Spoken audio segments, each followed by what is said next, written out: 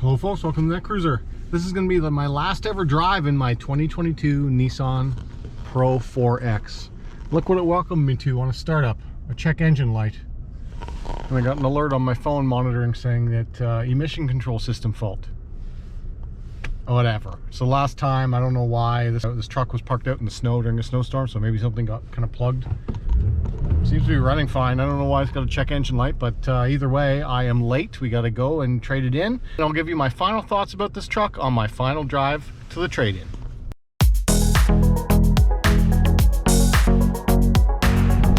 All right, so here we go. We're on our way. I got a 25 minute drive to the dealership where I'm trading this in on the next thing, which you'll see when we get there. Final thoughts on the Pro-4X. Let me just make sure I don't crash into anyone. We got a lot of snow and I want to turn down the fan speed so we don't have that blowing in the audio the whole time. Okay, I've made other videos about this vehicle when I first got it, as well as I just made a video of taking all the stuff out of it and how everything was configured for how I use it. And the thing that I didn't talk about was kind of driving impressions and pros and cons. So that's really what this video is going to be about. Pros and cons to the third gen Frontier, specifically a 2022 Nissan Pro-4X. Pros first. Fit and finish seems adequate. I think that was good. Paint quality seemed good. Ride quality seemed good. And it never broke down on me. Great. I've had it for just under 3 years. It never broke down on me. I've had a couple of errors pop up along the way, but it never left me stranded. This was the first year of the new generation Nissan Frontier with the first time this powertrain came to Canada. So this is a 2022 third gen body. The motor and the transmission was new in this model, although in the United States they got a little preview of it in the very final year of the old body style Frontier. So this has a 3.8 liter VQ V6, and that is definitely a pro. The VQ motor, I've always wanted a VQ. If you followed me for many years, you can go way back 5, 6, 7 years ago. I was interested in buying an old Nissan Quest because it had a VQ motor and I wanted to experience it. It has a kind of torque tuned VQ. The reason why the VQ is so sought after and liked is because it's the performance V6 motor that Nissan puts in the Z cars. This naturally aspirated 4.8 liter V6 puts out 310 horsepower and I think 280 foot-pounds of torque. It's like the exact opposite of the previous generation Toyota Tacoma, where the Tacoma would have less horsepower and more torque. This has more horsepower, less torque. But it's a very smooth engine. The power delivery is excellent. That's the other thing, is that it revs kind of low. It revs out, it maxes out at like 7,000 RPM. It mode shifts at around 6,000 RPM. Efficiency is okay. So I'm not going to call that a pro. I think that the motor overall is a pro, but efficiency is not its strong suit. Its strong suit is probably longevity and reliability of the VQ V6 motor. It's on who knows what generation now, but this is the latest and greatest version of that. The other pro is that the Pro-4X is at the time was a value. In 2022 when this came out, this was under 50,000 Canadian, fully loaded. It undercut almost all the market. It beats the Tacoma on features, performance, and price for the money. As well as a big pro for the third gen Frontier is that I can fit in it. I've got a sunroof in this vehicle and I've got like 4 or 6 inches of headroom. It's excellent. So if you try and sit in a Tacoma and you're over 6 foot tall, it's quite cramped.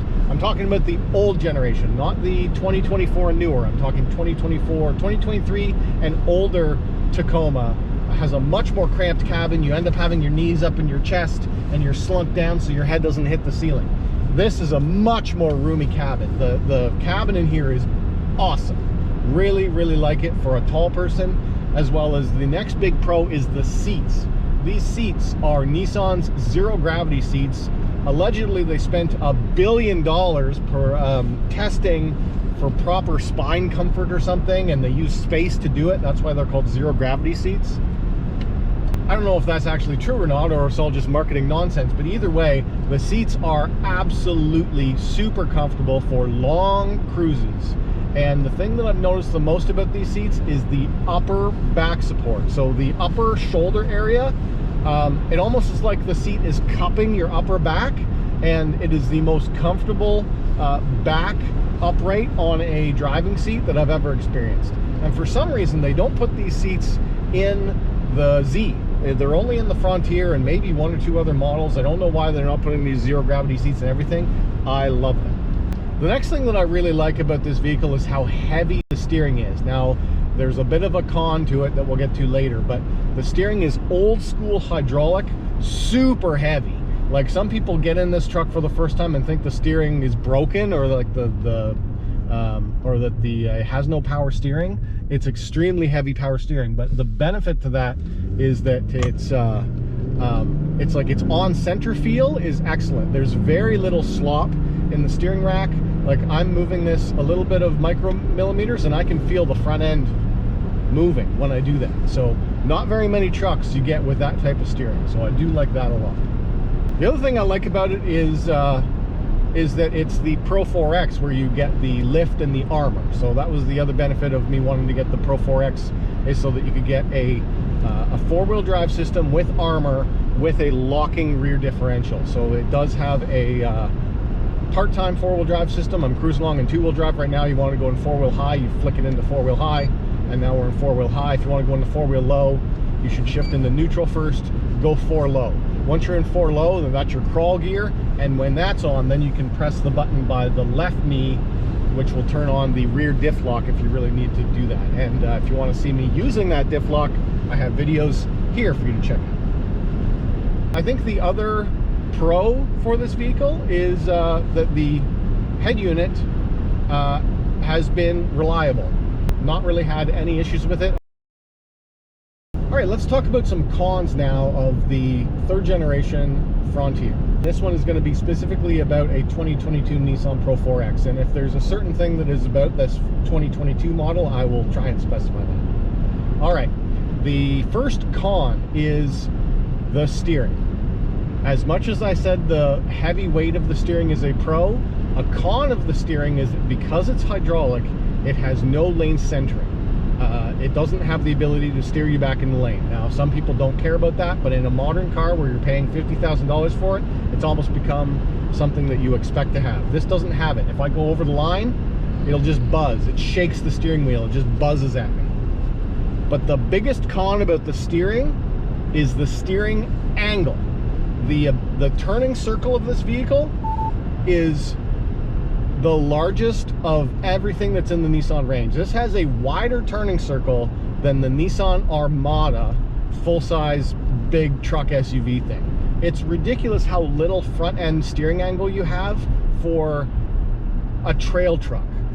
I think that they did that for highway manners. It's an issue that's been known for Frontiers for a long time. They have a reputation of like turning like a barge ship, because if you try and do a U-turn on a two-lane road like this, you are making a 4-point turn to get turned around. You just cannot get the front end to turn in quickly, no matter what you do. So it gets even worse if you've got the long wheelbase model. This one's the short wheelbase. This is the Pro-4X that came in the short box short wheelbase. If you're buying a 2025 Pro-4X, you can now get that in a long wheelbase long box, and that would have an even wider turning circle. So just be aware of that. Test it before you buy. It's something that I knew was an issue before buying it. I tested it in a parking lot. It was like right on my acceptable limit of, if it was any worse, like I think if it was a long box turning circle, I wouldn't have bought it. But I was able to turn around in the parking lot that I was testing it in, although it takes all of the room. And now after I've lived with it for 3 years, it just gets a little bit tiresome of trying to maneuver this around parking lots specifically. If you want to go shopping in this vehicle to try and get it in and out of parking spots, I find that to be a bit of a chore. And because the front end angle is not acute enough, I find that I'm always kind of parking a little bit crooked and then using the 360 camera to back up and align myself straight in the lines. That is a pro that it has a 360 camera in the top trim, but a con because the camera system on this vehicle is garbage quality. Definitely not high definition, definitely not high dynamic range. It's barely acceptable. you cannot turn it on a high speed under any circumstances. I will have showed you the cameras before in videos. It's just very grainy, very low quality cameras. And if there's any kind of lighting changes, harsh lighting, then you can't see, it's too blown out. Dark lighting, it gets pretty dark. But mostly it's a resolution problem. You cannot see the details you need to see because the resolution's so low, especially when you're on the trail. The two problems with the camera system is on the trail, it turns off at too low a speed, and the resolution is too low for you to actually see what's going on. Because on a modern truck like this, the hood is up so high that there's a good 4 feet, 5 feet of road that I can't see right in front of the nose. So when you're crawling on a trail course, you want to be using your front camera to be able to see, and you just can't. I mean, you can a little bit, but it could be so much better. There's no reason why Nissan should have such terrible camera quality in their vehicles. It's one of the worst out of all the manufacturers right now. All right, the next con is going to be just ride quality, because it's a body-on-frame truck. And this is the best ride quality that you can get in a Pro-4X. This one has the body bump stops are a different material over all the others. So this one has the best ride quality out of them all. You've got the biggest sidewall tire, you've got the best body to chassis dynamics, and it's still, under certain circumstances, it rides kind of rough and bouncy all the time if you have zero weight in the back. It also sits on a bit of a rake, which is good because it's meant to be able to put stuff in. The reason why they do that is so that you can load up the back. Once you add a bit more weight in the back, it takes away a lot of the bounce. Even like 80 pounds worth, 50, 80 pounds worth of weight in the box makes a difference. I am driving this to the dealership right now, completely unloaded. Tonneau covers off, box is empty, truck is emptied out. This is the most kind of like pogo feeling drive I've had in this vehicle yet. Once you add a bit of weight, it smooths it out. So if you're gonna have this truck, don't drive it around completely unloaded, even though you would maybe save a little bit of fuel. If you want a little bit better ride quality, put some weight in it. Fuel economy. Because this is a naturally aspirated V6, you cannot do any better than 10 liters per 100K. At best, at my very, very best efficiency ever has been like an 8.3. That was a very isolated case of just like wafting along at 80 kph for start to finish with like no stops in between. That is the absolute best you can get. That is not average. My average is 11.1. In the summer I can get it down into the high 10s. If I had a little bit more of a heavy foot, this would average into the 12 and 13 liter per 100K for sure, which puts you into like the teens in fuel economy for miles per gallon. I'm averaging, I believe, 21 mpg right now at 11.1 liters per 100K. And the best way to save fuel is to use the digital part of the gauge. The gauges have analog on both sides, but you have a screen in the middle. Put it on your instant fuel economy in the middle, and then you can just micro movements of the throttle. You can see the fuel economy changed greatly. Right now it's averaging 0 because it just let off, but approaching the stop I was using 5. If you move your foot within less than an inch, more like half an inch, you can see the fuel economy move greatly. So I do that in a lot of my vehicles. You keep the instant fuel economy gauge on all the time so that you can find the most efficient throttle position with your foot to save on a bit of fuel. It's not bad. I would almost barely not even call that a con, but you just have to be aware that you're buying a V6 and a heavy truck, even though this is a mid-size. It'll drink some fuel when you want to use the power. And that is primarily the reason why I'm getting rid of this. 2 reasons I'm getting rid of this. Fuel economy, and it's more truck than I need. I bought this to do off-roading adventures and to experience the VQ V6 and to have the new platform of the Nissan to try. And I've done all of those things. And I'm kind of over the off-roading part now. A lot of my friends ended up selling off their off-roaders and going to more street-type vehicles. And now I am doing the same. So I tend to go to a lot of events. I do RC racing and I film when I go to those races, and I carry a lot of gear with me. So I need to be able to have something that can haul stuff, but also be more efficient, because as I do my taxes, I add up how much fuel I put into these vehicles, and this has been by far my most expensive fuel burning vehicle ever. I believe in 2023 I spent $3,500 on fuel. 2024 I spent $2,500 on fuel. It's just too much. When I had one thirsty vehicle and I had my Golf, it was reasonable. Now that I have one thirsty truck and I also have a supercharged V8 Jaguar F-Pace SVR, both of those are decent economy if you're hypermiling them, but combined together, I'm spending too much on fuel, and I don't need to be, because like I said, this is more truck than I need, so I don't need the off-road ability, I don't need the armor, and I don't need the capabilities of this truck. So I am going to downsize in capabilities and upsize in fuel economy. So you will see here what that is shortly.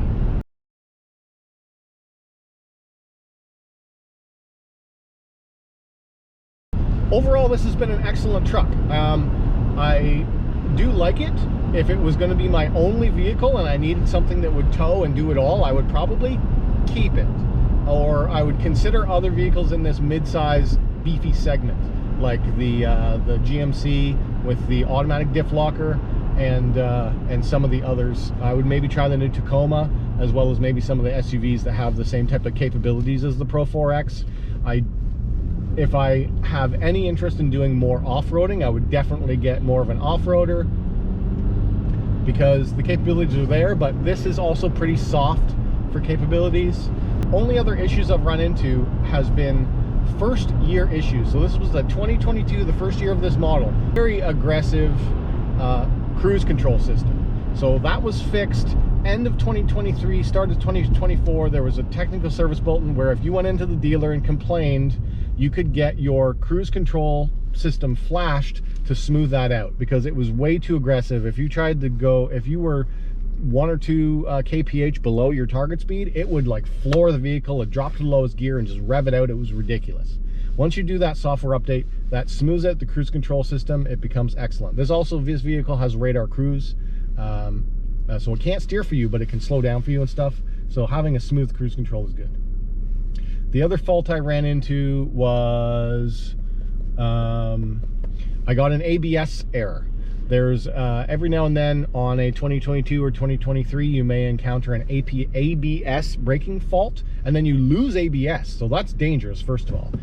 Root cause: this vehicle, when it was developed, had a under-scoped wiring harness. And so there's something to do with like the loads on the system. If you are braking a lot, it ends up throwing an ABS code, then you lose ABS, and then it would come back again if you restart the vehicle and turn it back on. But that's still, I think that's a dangerous situation to lose ABS. Everyone's used to driving and braking with ABS on their cars. So the fix for that is they have to hack into your wiring, they add a relay, they make a change to your brake switch, they do something to the rear third brake light for some reason, to the tail light and the roof of the vehicle. It's all been covered under warranty. There's not a recall for it, but there's a technical service bulletin for it. So if you go into your dealer and you say you have an ABS fault, most likely they will know what that issue is. Those were the 2 issues that I can remember that I got done. The other stuff was minor or unresolved. So there is an issue where the driver's seat is a power recline, and the back of the seat, when you get in and out, would end up moving itself back. The root cause of that is that the power switches on the side of the seat are on the cushion. And as you get in and out, for some reason, the cushion can slightly press on that switch, even though you can't see it happening and you don't notice it happening when you first get out. When you get back in the vehicle, your seat will have been reclined. Your seat back will be reclined. It's a really odd situation. There was never a fix for it. There's a hack to fix it where you can put on a smaller switch on the side of your seat. Or the permanent solution that I found was put on running boards. As soon as I put on my rock slider sidestep things, I am now no longer putting all my weight on the seat cushion to get out of the vehicle, and that problem went away. All right, and here we are pulling into my dealership where this vehicle is going to be traded in, and there it is right out front. So if you enjoyed this video, hit that like button. If you're new here, subscribe. You want to talk to me, leave a comment down below. And as always, thanks for watching. That is a 2025 Ford Maverick Hybrid all-wheel drive Lariat. Less truck, more economy. Thanks for watching. All right. right, so this is the new vehicle, a 2025 Ford Maverick Lariat Hybrid all-wheel drive. And I'm just drove it to my first parking lot, just kind of getting used to it. It's roomy in here. It feels roomier in this cab than it did in the Frontier. And now I just need to get it all dialed into how I like it. It's very much more car-like in here, but anyway, you'll be looking forward to seeing a lot more content about the Maverick Hybrid all-wheel drive 2025.